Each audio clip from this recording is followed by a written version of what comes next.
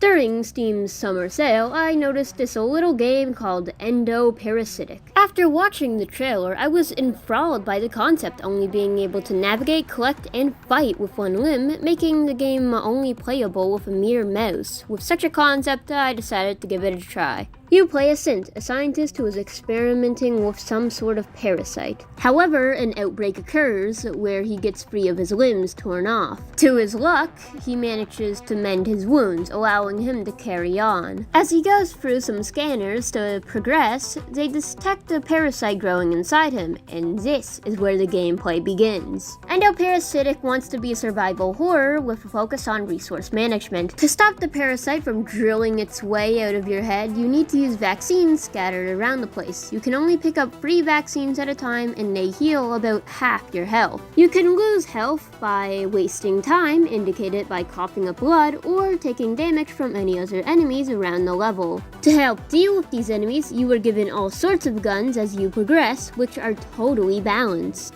To reload a gun, you must hold the gun, unload the shells of the bullets you already used before replacing them with new bullets. But the problem with these guns is they completely remove the fear factor, and it all comes down to the level design. A majority of the levels are designed with the idea in mind of you killing everything in your path, which means you're given more than enough ammo, removing the weight of the decision to use your gun. Instead of wondering if you could have used that ammo down the line for something more important, you're too distracted at picking up more of the ammo scattered everywheres. This problem applies to the vaccines, as you can get your hand on a full stack of 3 without worry if you play it safe. Of course, the ammo problem is worse than the vaccine problem, since healing yourself temporarily doesn't have the same effect as removing an obstacle from your way permanently before being rewarded with more of the resource that can remove more of the obstacles. The start of the game does have a spook factor, since you have to go without a gun. You have to crawl your way through the halls with nothing to defend yourself. The game shrouds your vision. The edges look like parasitic infested creatures, allowing mutant scientists to sneak up on you if you're not careful. There's a level near the start of the game that forces you to get up close to one of the mutant scientists to open the door forward, and if you want to risk it, you can get a vaccine if you can dodge the mutants without getting cornered. This moment makes this game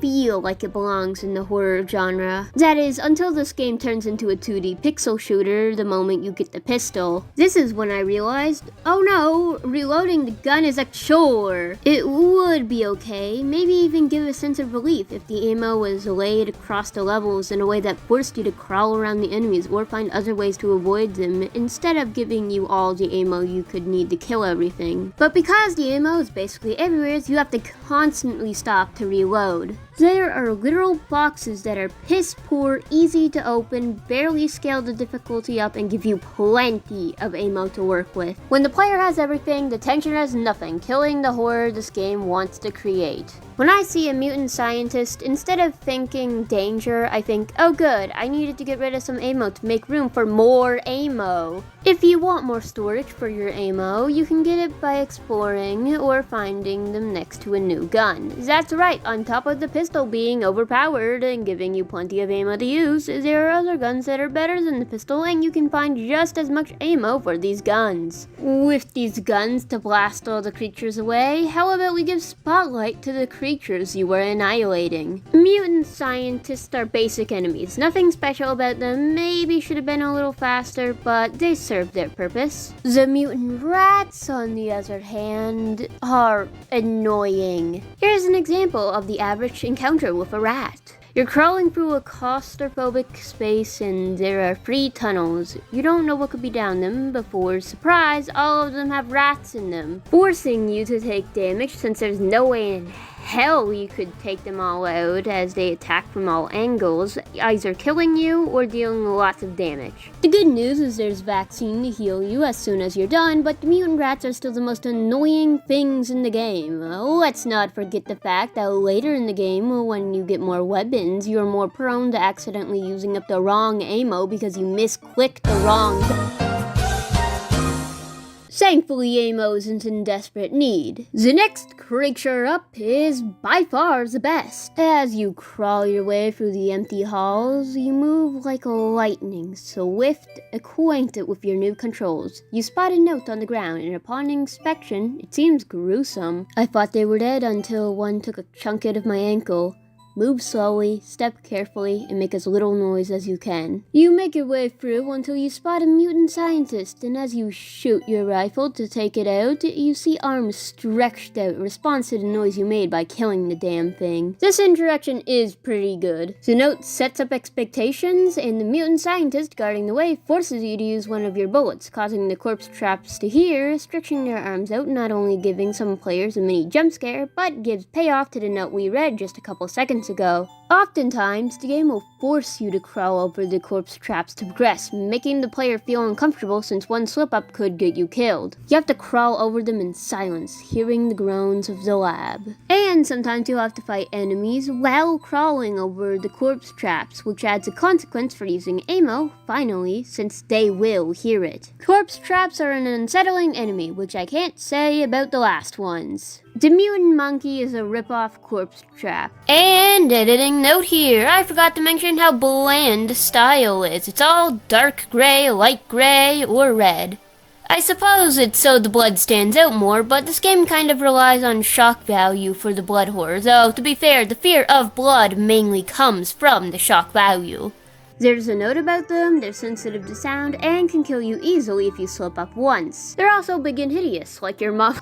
Not entirely bad, but they can be avoided far more easily than the corpse trap, and you're never forced to truly engage with them outside of a few sections, such as their introduction. Having a button that opens the door forward but causes an alarm to go off that forces you to run through the tunnel to the other side before the mutant monkey catches up is thoughtful. However, I wish this level lasted more than about 15 seconds. And that's also what your dad said about your mom. The mutant monkey has some levels that forces you to only use the crossbow since it has the ability to be shot quietly, unlike the loud gun. But it has a wind-up, unlike the guns, and if you fail to hit an enemy, you're basically screwed on this level since the wind-up takes so long, the mutant rats will take you out. The arrows you use on the crossbow can be picked up after being used, and you can only carry 3 at a time. But back to the mutant monkey, when you get to the level where you're expected to defeat it, you can hide in one of the corners before using your crossbow to shoot it. It will run around the room, trying to find you, but fail if you're lucky. You repeat this a couple of times, scouting out in the dark until you see the thing standing still, back up, fire an arrow, repeat until dead. The fact the arena is surrounded by arrows is more proof this game gives you too many resources. An easy boss fight with some fear in the yowling as you hear the sounds of it stomping, searching for whoever shot it, but it never finds you if you keep your distance before firing, making the boss a pushover.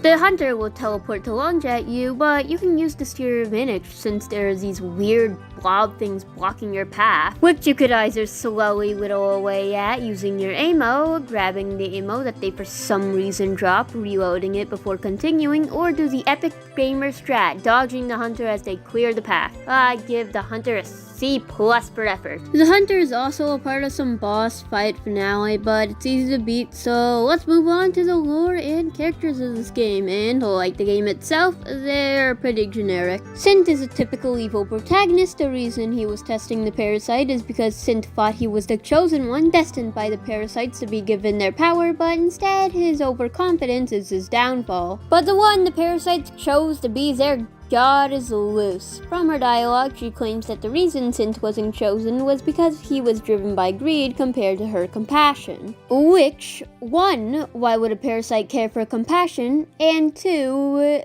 it was very compassionate of you to let the parasites murder everyone in the labs loose. To be fair, the parasites might have a different standard of kindness, and maybe it's explained in a second game, but Luce is just a weird character in the sense, yeah, she's technically built up. She's a foil to Sint's mean spirit, but she doesn't feel like a good character, at least to me. She's just such a one-noted character. Every interaction Luce and Sint have is just Sint thinking she's a clueless idiot idiot who wouldn't believe the parasites chose her as their host until he saw it with his own eyes, and Luz telling him how selfish she is.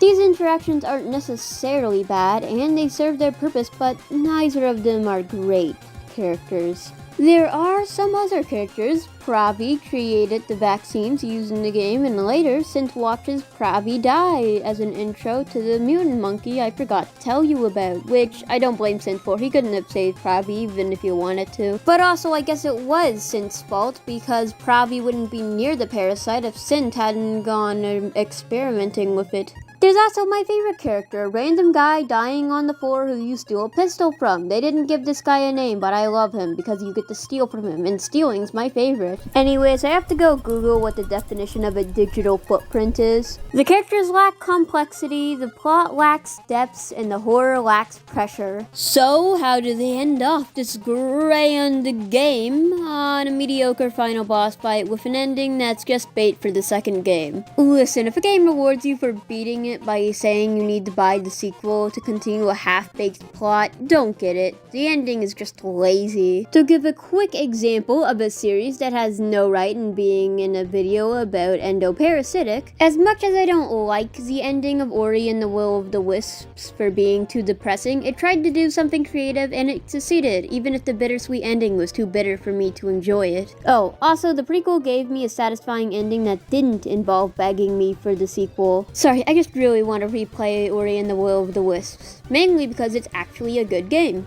Unlike this game.